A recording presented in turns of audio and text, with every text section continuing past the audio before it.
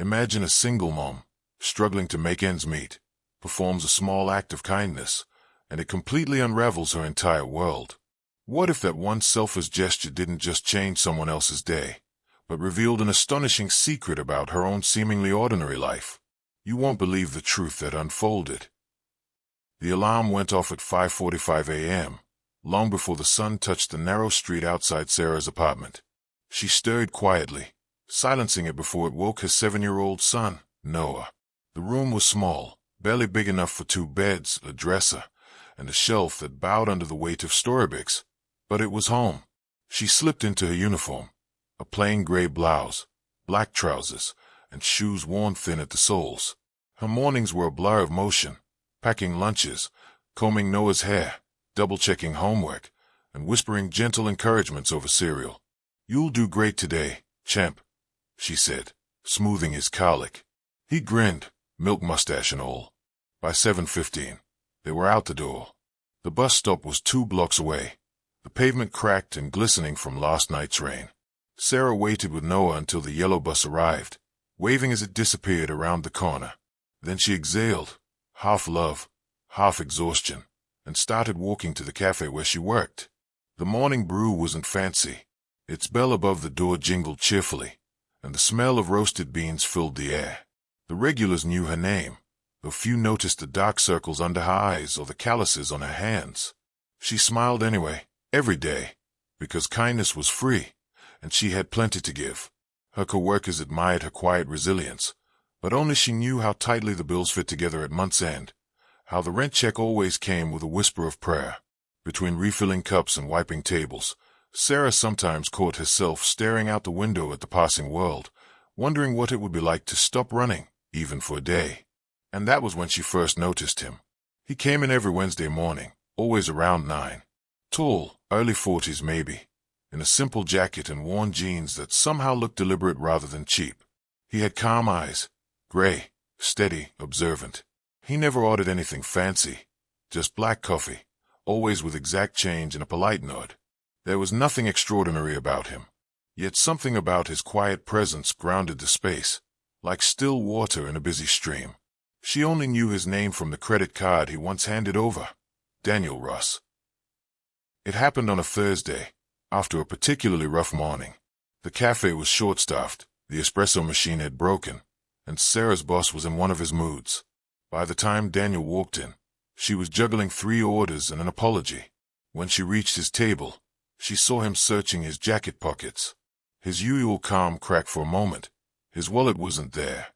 "I must have left it in my car," he said, embarrassed. Without hesitation, Sarah smiled. "Don't worry about it. It's just coffee." He frowned slightly.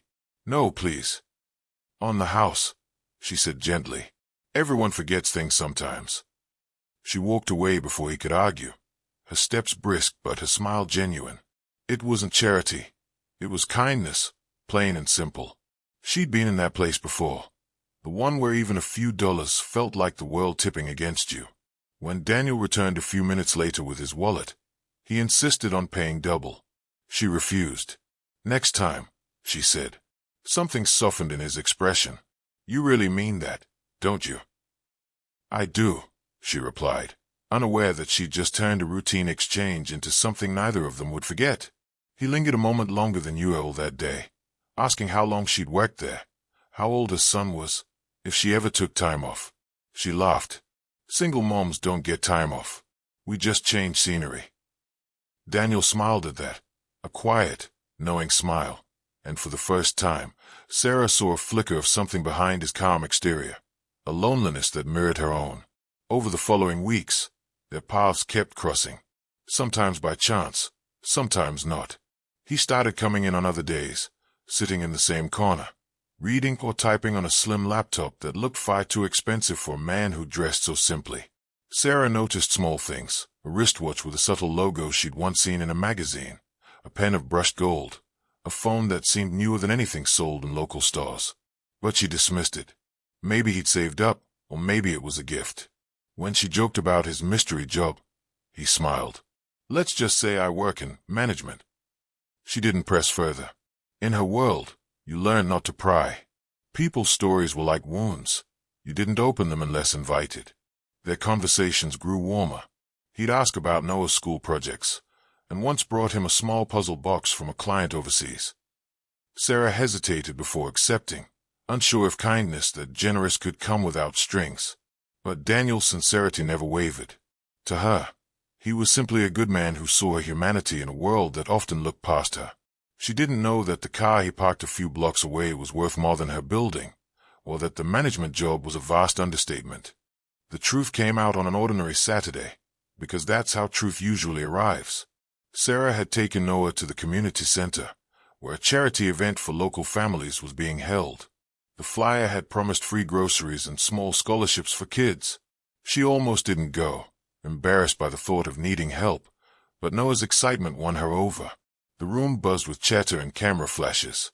On stage, the host announced the arrival of the event's main sponsor, Ross Foundation. Sarah froze at the sound. A man stepped up to the microphone, his voice calm and steady. "Good afternoon. I'm Daniel Russ. When I started the Russ Group years ago, I never imagined it would lead here, to a community that reminds me of what truly matters." Applause erupted. Sarah couldn't move. The lights caught the sharp lines of his face, the familiar gray eyes. Her Daniel. He was the billionaire behind the very foundation she'd heard about on local news, the one funding schools, hospitals, housing. Her throat tightened. She thought of his worn jeans, his quiet jokes, the way he always asked about Noah. How could he have sat in her cafe, drinking $1 coffee, when he could have owned the entire block? After the event, she slipped out quietly, hoping to leave unseen. But fate rarely respects plans. "Sarah." His voice stopped her near the exit. She turned, flustered. I didn't know." "I know," he said softly, stepping closer. "That's why I came there. I needed to remember what honesty looked like, what kindness felt like, without anyone wanting something from me." She swallowed hard. "You could have told me." He smiled sadly. "Would you have treated me the same?" She didn't answer, because she knew the truth. She probably wouldn't have. The days that followed were strange.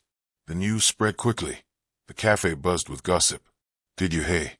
The quiet guy's a billionaire." Her coworkers teased her endlessly, though none knew what really passed between them. Daniel stopped by again, this time in the open. No disguise, no pretense. The staff gawked.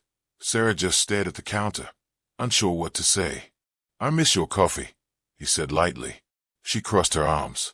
"Pretty sure you can buy your own coffee company now." He chuckled. "I don't want a company. I just wanted a place where people still smiled without reason."